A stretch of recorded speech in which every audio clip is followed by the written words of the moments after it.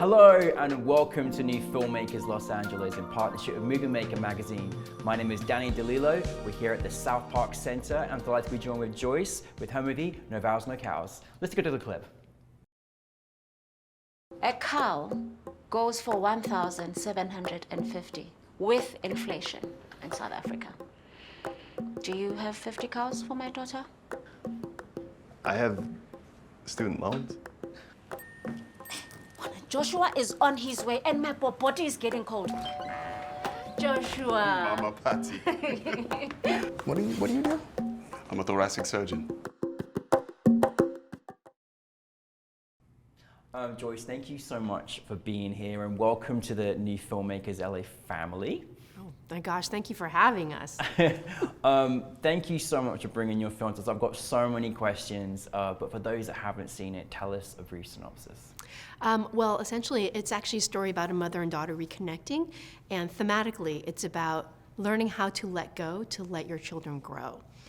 Yeah. So it is about a mother who's, now it's time to introduce the betrothed fiance to her daughter, now that her daughter's all grown up, shows up at the house and, oh, she has a secret boyfriend who's a bit underdressed, as she comes in.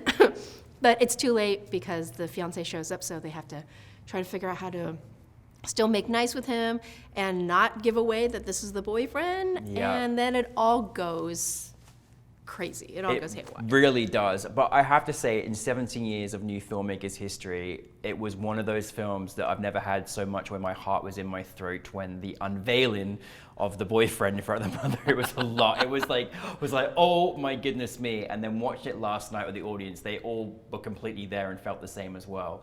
Now, obviously you came in as a producer, which is amazing. And you had a really fantastic team and crew and people. Knowing from your perspective, where did the inspiration come from in creating this particular story? Well, this was actually part of the Film Independent Project Involve program, which is a Film Independent signature artist development program. And so these are original shorts that were written by, so we have a screenwriter that comes on as a screenwriting fellow, and our screenwriter is Tumi Talati. Yeah. We call her, or Tumelo is her full name, but we call her Tumi, and she is South African. So this was her kind of take on what would happen with Who's Coming to Dinner, but in the context of South African and Black American culture. Yeah. So it was a very personal story for her in terms of like, oh my gosh, what would happen when we have a clashing of cultures? Yeah. And what it means to also showcase her culture and her language, Sesotho, on screen. Yeah, and it was amazing to see these actors come to life. Like, they're such a brilliant group of actors, and it was such a delight that there was a lot of the actors and people there at the festival last night, which is fantastic. How did you go about bringing your cast together? Because they were super talented.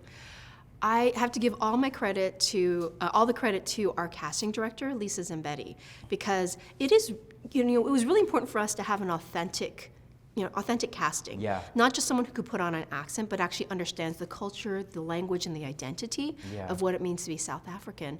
And so she found people who were amazingly talented, SAG actors, like just out there coming out of the woodwork. And so we had an embarrassment of riches, as I would say, when we were casting, because we're like, oh my gosh, all the mothers, all the Patty actors were talented. They all spoke Sesotho. They were all South African. So it became a matter of like, who's the best for this particular composition of cast, as opposed to, do we have anyone? It's like, oh, we have people. Now it's like we have the hard decision of like, what is going to be the tone and the flavor of our cast. Yeah, and speaking of flavor, that was real food on that table, wasn't it? Oh, that was real food. Yeah. Yes, and not only that, but because Kari, who plays Seti, she's a vegetarian, so we had a meat version and a vegetarian version. Oh, really? The same dish? Oh, that's amazing. That's amazing. Well, one of the things that I love that you spoke about last night, which goes for a lot of families. I think sometimes it gets lost a bit in American culture, but you go to other parts of the world and food is really a center point of bringing families together, a table together of people. And I think it was so beautiful to see that in this particular film play out. That played a central part in the storyline, didn't it? How food is brought together and kind of overcome certain circumstances? Well, food is such a social glue, right? It is our identity, it is our nostalgia, it is so much that gives us comfort.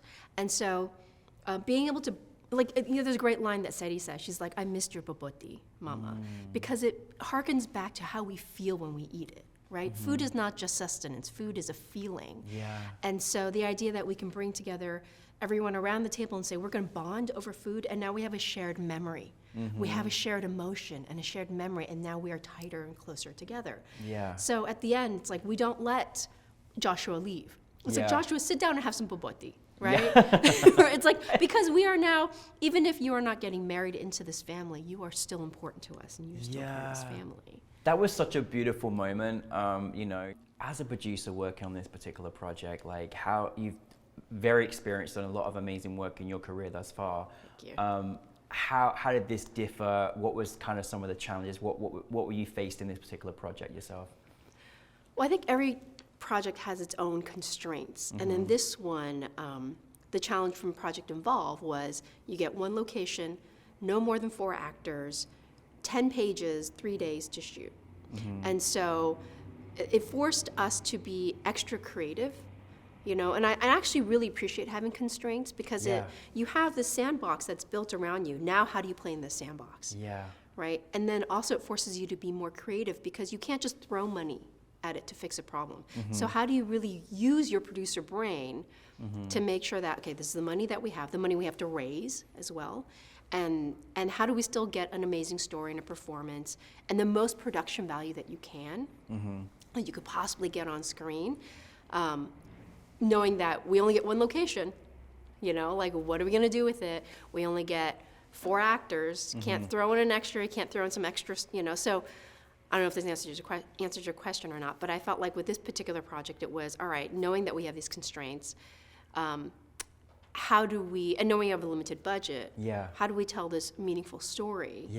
You know, you did such a great job with that though, like the intimacy, like, I mean, I felt like I was sitting at that table. That's why I felt so awkward, because I felt like I was watching this play out for myself. It was that personal, but the choices that you made was so good, because all it really needed was this great actors and this amazing storyline, and we're in, you know?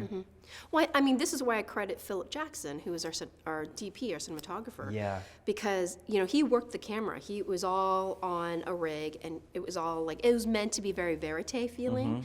But because he was able to be on a rig and be in there, then you felt like, oh, this isn't like all on sticks and like stable. And this is not a stable feeling. It should feel kind of rocky. It should feel like you're in an ocean that's going up and down, right? Yeah, most definitely, definitely. And how does it feel like taking this film to, obviously it's so great to see on the big screen, hearing the audience reaction to it? How's that experience been for you and your team? I love having an audience like watch it and react to it because it's a comedy. And a comedy doesn't really exist unless other people think it's funny. Yes, right? exactly. Like comedy is meant to touch us and like make us think about the absurdities in our life, right? And so having an audience watch it and react and laugh at places where I was like, oh, I thought it was funny, but I didn't know if other people thought it was funny. You know, to have them react to it, it's such a rewarding experience as a producer, because now we're not creating art in a vacuum. Now it is an art that is shared, and now and people can watch it and feel touched and feel, you know, they laugh, but there's also these beautiful moments where you're like, as for me myself as a mother, you know, watching it and then hearing other people's reactions, like, oh, that I felt that right here. Yeah, like when you're saying you felt that, I was like 100%. I mean, even just the way that she served the dishes was with love, you know, like you felt that in her movements, and as a mother you would know that when you're cooking for your children, right, as well. But there was something really magical about like how you know, alluded to this earlier before, but just how food, no matter what's gone on in our life, good, bad, the ugly, just brought people together, and it actually influences on making certain choices maybe in our lives that we make about, okay, I accept your boyfriend, you know, and et cetera, et cetera. And that was so beautiful to see, like on camera. I'm sure you probably felt that even making this film as well, how just food is such a universal of bringing us all together as humans. Well, the funny thing is, so I find that in my life, I tend to have certain themes that I gravitate towards. This is not the first movie I've made where food is a central, like another character. Yeah, yeah, a character, exactly. You know? Yeah. Like I did a feature, my first feature, the dumplings was like yeah. a central part of like, you know, like Yeah. cooking and eating together was a Yeah. central part of that relationship between parent and child. Yeah. And so I felt like this was a great film to add to that, like really kind of touch upon things that I care about. Because, you know, my language of love is food. Yeah, yeah, yeah. Right? Yeah. I was like, oh, you know, physical love affection. No, language. it's No, a it love is. language. Yeah. Like food. It's like sitting, cooking, eating. It's like an act of service. It's a gift. Yeah. There's all these elements. Yeah. And so, you know, to me, I was like, this is what parent-child relationships are built around. Yeah, absolutely. And, you know, as a producer, I mean, I'm sure, you know, you, especially in your work and, you know, your everyday life, your stories are constantly inspiring you. But, you know, I'm just curious for you as a producer, what stories do inspire you? What, as a filmmaker, what kind of makes you excited about being part of this industry? And what more still do you want to do as well? When I think about who my idols are, my filmmaking idols are, I always think of Norman Lear. Because he used, you know, I realize that as much as I want to think that I'm making this high art, what I'm making is art that touches people. Yeah. And people being like my community, and I look at my identity, I actually grew up not privileged. I grew up in a blue-collar home. My dad was a construction worker. I paid my own way through college, own way through grad school, own way through film school, all of it. And so the people that I want to reach are people who aren't watching the, you know, like lofty films and like, Yeah. they're the ones who like watch CBS. Yeah. And, you know, and because through that, Norman Lear, what he did was, here's a message and here's a learning, but I'm going to put the pill in the peanut butter, like you do for, you know, Yeah. and it's like, oh, I'm learning something. I'm being forced to think about something, and yet I'm entertained. It's so, Brilliant. you know, it's like it catches you off guard. Yeah. And that's the kind of stuff I want to make, where people feel entertained, they have a good time, and they walk away and they think about it. Yeah. And they go, oh, and they think about their own lives, and they think about other people's lives, and it builds empathy. And they Yes. go, oh, I've never thought about how this person lives, but we share so much in common, and maybe I should open my Yeah. understanding and perspective. Yeah. So That's, Joyce, we don't hear that often enough, but I'm so glad that you're a filmmaker, because, you know, not everybody has that mentality to think that way, and it's so great that you're delivering us this peanut butter and a pill, because it's so important. As well as being entertained, we're learning something, we're taking away something, and that's amazing. So thank you. What is next? What's going on next, Joyce? oh my gosh, I have so much going on next. I was actually a part of the 2023 Project Evolve cohort as a creative executive. So I have 2 films that we just finished. One is a comedy, one is a magical realism drama. So those are both shorts, and those are going to be coming out. I have another short that I shot with Margaret Cho and Kai Yoon Kim. That one is a dark comedy. Dark comedy. Okay. In the forest. Is it out yet? We ready? When is it? Not yet. So we're finishing that up, and that's going to start hitting the film festival circuit. I have a show at Sony I can't talk about entirely, but that one is an animated adult animation television episodic. And that one we have Ken Jeong attached to. So amazing. that's going to be amazing, You've got because some powerhouses in there as well. That's phenomenal. I feel very lucky. Very like, how did I get so lucky? Because it's you, Joyce. It's you. People want to work with you. So that's what it comes down to. I'm just, for people out there that are just aspiring to follow in your footsteps, do you have any advice as a filmmaker that you go by that supports you and just uplifts you as an artist? Always come back to your why. Why are you doing this? And it doesn't have to be this big, noble, like, I'm going to do social justice, whatever, but just your why and understand it. And especially come back and take those moments for introspection and think about, you know, and I always think of art, I think of filmmaking as a form of philosophy, right? So like philosophically, step back and look, and what are you making? Why do you want to make it? How do you want to impact the viewer? Yeah. And what is the statement you're making about the world at large? That's the important thing. What is the statement you're making about the world at large? Think about that.